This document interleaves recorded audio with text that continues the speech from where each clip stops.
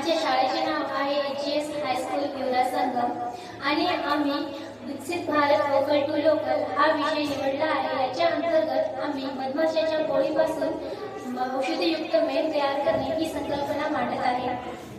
आमचे मार्गदर्शक आहेत श्री बोरोड सर आणि श्री गाडगे सर मुख्याध्यापक आणि कुमारी वांगे मॅडम आणि आमच्या ग्रुपचे नाव आहे नोबेल ग्रुप आणि माझे सहकारी आहेत कुमारी फैजा परवीन शेख, कुमारी शिवानी कल्पे, कुमारी अक्षरा डाकोरे, कुमारी रिद्धी बुलाते।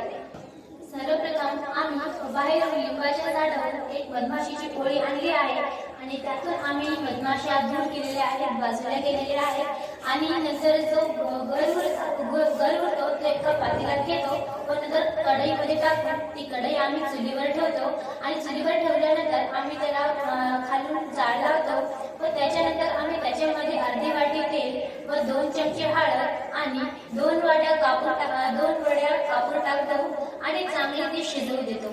नंतर आम्ही एका थंड पाण्याच्या पातेल्यात घेतो, म्हणजे ज्या पातेल्यामध्ये आम्ही थंड पाणी घेतो त्याच्यामध्ये आम्ही तो गर टाकतो व नंतर त्याच्या खाली जो आपला पिवळा थर तयार होतो त्याला आपण आपले औषधी म्हणू शकतो। याचा उपयोग असा होतो की हिवाळ्यामध्ये जेव्हा आपल्या पायाला चेहऱ्याला भेगा पडतात व आपले पाय चेहरा कोरडा पडतो तेव्हा आपण तो लावतो तेव्हा आपल्याला नरमपणा वाटते। आणि मला आठवते की जेव्हा माझी आजी याला कुंकू लावण्याच्या अगोदर आपल्या कुंभाराला लावायची तेव्हा त्याचे कुंकू चिटकायचे व निघायचे नाही। आणि अजून एक विशेष पण असं आहे आमच्या या औषधीचे की याची काही दुसरे दुष्परिणाम नाही। पूर्वीच्या स्त्रिया याला आपल्या कपाळाला लावायच्या आणि कुंकूच्या अगोदर मेण लावायच्या व त्यांचे कुंकू निघून जायचं नाही आणि 4-5 दिवस तसंच राहायचं। त्यांच्या कामाची धगधग इतर काही कामामुळे त्यांना आरशामध्ये पाहायचा वेळही नाही भेटायचा, पण त्यांचं हे कामही सोपं होऊन जायचं कारण हे कुंकू लवकरच निघूनच जायचं नाही आणि चिटकून राहायचं आणि त्यांचे हे कुंकू म्हणजे खूप सौभाग्य असं मानलं जायचं।